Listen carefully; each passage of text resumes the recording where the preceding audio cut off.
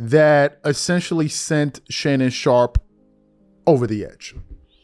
And he started ripping into the Cowboys and ripping into players that only play for money. And as I was listening to him talk, I'm like, Shannon is just not talking to Dallas Cowboys, the football players. He's talking to the modern day athlete, essentially. And I was like, this would be a very, very powerful segment for us to cover today on our channel. So what we want to do is want to play exactly what Shannon Sharpe had to say. I want you guys to listen to everything he had to say carefully, and then we're going to come back and really react to that. Take a listen to what he had to say here. That's why y'all Cowboys suck. Because two of your best players, this is what they're doing.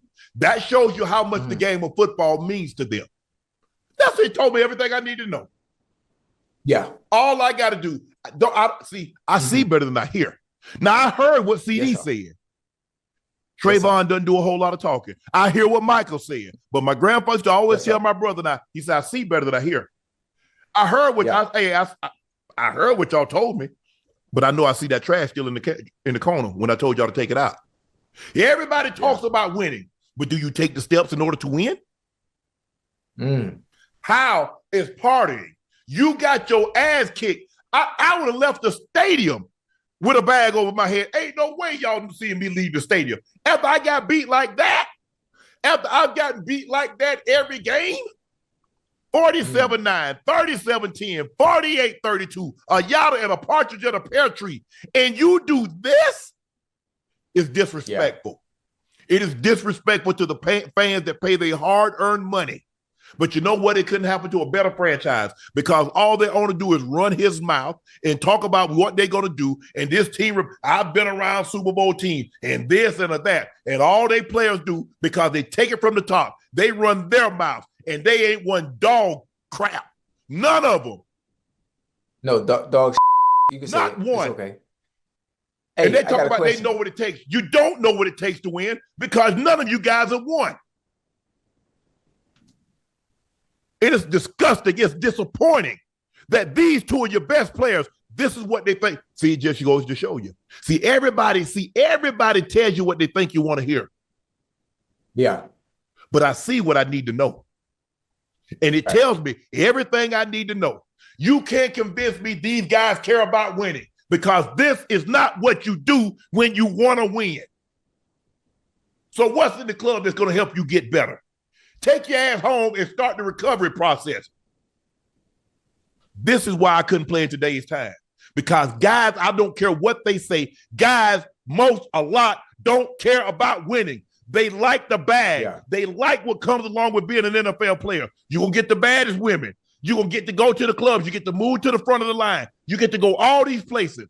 But everything, our brand, my brand, the Cowboys is the brand. Ain't one player on that team got a damn brand because you ain't won nothing, because you don't care about winning. You ain't got no leadership. That's your number one problem. Who's the leader? So you heard what Shannon Sharpe had to say. As I was listening to him, I'm like, man, you could apply this to the NBA right now. There's this story going on with the Philadelphia 76ers, and they're just going through it. The Sixers are actually going through a collapse, and it's all starting from within. It's starting with their best player in Joel Embiid, who seems with every passing day to be losing more and more ground with the Philadelphia 76ers fan base. Let me just give you guys some quick data here. As we currently speak, the Philadelphia 76ers have a 3-12 record. The only team worse than them in their conference is the Washington Wizards with a 2-12 record, and the only team they are the second worst team in the NBA. It's the Wizards, and then they're tied with the Utah Jazz with a 3-12. That's how bad the Philadelphia 76ers have been. But if you watch some of the things that the players have been doing on that roster, you wouldn't even know. In the midst of this massive collapse that we're witnessing with the Philadelphia 76ers, do you know who is giving us the play-by-play and the blow-by-blow every single day? Paul George. Paul George has turned into a full-time podcaster. And I'm sitting here saying to myself, how can you be having the season that you're having and you find time to go out there and do a podcast when that's not even your function? That's not even your job. You are an NBA player getting paid $200 million over the next 4 years by the Philadelphia 76ers. You guys are going through a total tailspin, and you somehow, some way find the energy and the enthusiasm to go out there and do a podcast talking about, man, how the league happened. I'm like, how can you be that tone deaf? But that essentially represents the NBA and modern sports today. It's all about the branding.